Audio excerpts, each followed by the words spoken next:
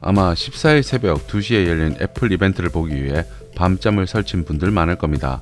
애플의 여러 제품들 중에 아이폰 12가 공개될 것이라는 루머를 믿고 시청한 분들이겠죠. 직전에 열린 애플 이벤트는 IT 팁스터들의 예측한 날짜와 달라 당황스러웠는데 그런 불상사는 벌어지지 않아 다행입니다.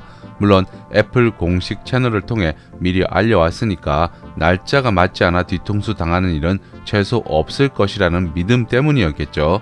이렇게 열정적으로 행사를 지켜봤지만 너무 큰 기대를 가지고 와서 그런지 실망하는 분들도 적지 않았던 것 같습니다.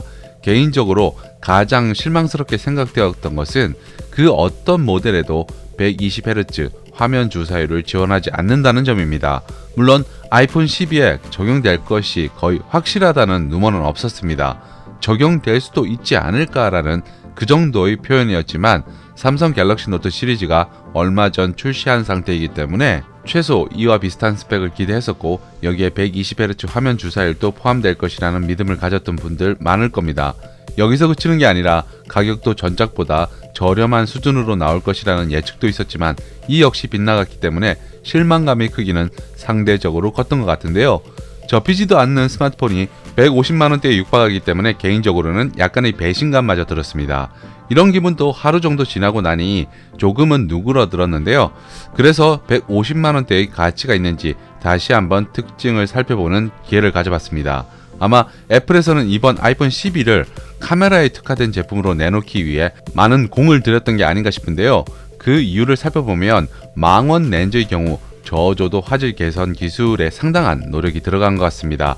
1200만원 화소로 전작과 비교해 화소수는 동일하지만 센서 밀도와 렌즈 구성, 손떨림 억제 등에서 상당한 개선이 이루어진 것이 엿보입니다. 이것은 광각 카메라도 마찬가지인데요. 렌즈 구성은 6매에서 7매로 조리개 값은 f1.6으로 업그레이드 되었습니다. 카메라를 조금이라도 알고 있는 분들이라면 조리개 값이 좋아야 어두운 실내에서도 좋은 화질의 결과물을 얻을 수 있다고 알고 있을 겁니다. 이를 위해 고가의 렌즈 구입도 서슴지 않는 카메라 마니아들도 많은데요. f1.6이라면 밝은 조리개 값으로 실내 또는 야간에 충분한 광량을 받지 못하는 경우라도 광량이 최대 27% 개선되었다는 설명이 눈에 띕니다. 여기에 아이폰 12 프로와 프로 맥스는 라이다 센서를 탑재하고 있어 어두운 곳에서도 피사체의 초점을 맞추는데 시간을 단축한다고 합니다. 그리고 아이폰 11의 경우 야간 모드 기능은 광각 렌즈에서만 쓸 수 있었기 때문에 사용할 수 있는 범위가 제한적이었습니다. 그렇지만 이번 아이폰 12에서는 후면 광각과 초광각, 전면 트루뎁스 등에서 야간에도 쓸 수 있게 되었는데요. 특히 외부 조명을 조절하기 어려운 전면 셀피 촬영에 상당히 유리할 것으로 생각됩니다.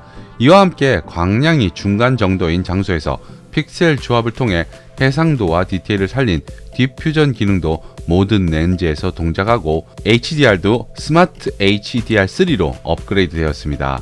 스마트폰을 활용해 유튜브 촬영하는 유저들이 늘어나는 만큼 이와 관련된 기능도 강화된 게 엿보이는데요. HDR 기술 중 하나인 돌비 비전 방식으로 영상 촬영을 할 경우에 DSLR급 카메라와 색 재현율이 높은 디스플레이가 있어야 했습니다. 여기에 편집에 필요한 고성능 컴퓨터도 갖춰야 하는데요.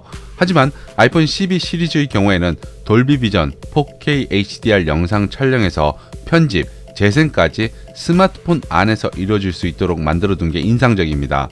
슈퍼 레티나 XDR 디스플레이의 경우에는 돌비 비전과 HDR10, HLG와 같은 HDR 관련 디스플레이 기술을 모두 지원하고 돌비 비전 4K HDR로 촬영한 영상의 경우에는 포토, 아이무비 앱 등의 기본적으로 제공되는 앱만으로 편집이 가능한 것도 훨씬 스마트한 편집을 할 수 있을 것 같고요. 내장된 A14 바이오닉 칩을 통해서 카메라 기능을 보다 향상시키는 최후의 역할을 담당하기도 합니다. 이와 함께 애플 이벤트 당시 공개되지 않았던 램 용량도 아이폰 11보다 향상되어 전체적인 시스템 안정성을 뒷받침해 주는데요. 프로와 프로 맥스의 경우에는 6GB이고요. 미니와 일반 모델은 4GB 램을 탑재하였습니다. 아이폰 11의 경우 모든 모델에 4GB 램을 탑재한 것과는 대비되는 부분이라 하겠습니다. 이번 아이폰 12는 확실히 카메라 성능 하나만큼은 기대해봐도 좋지 않나 생각하는데요. 그래서 아이폰 12 사전 예약을 망설이는 분들 중에 카메라 성능 향상을 기대했던 유저들이라면 폰디닷의 요금 할인 25%와 기기값 할인 25% 이렇게 총 50%의 혜택을 누려보며 진행해도 좋을 것 같습니다.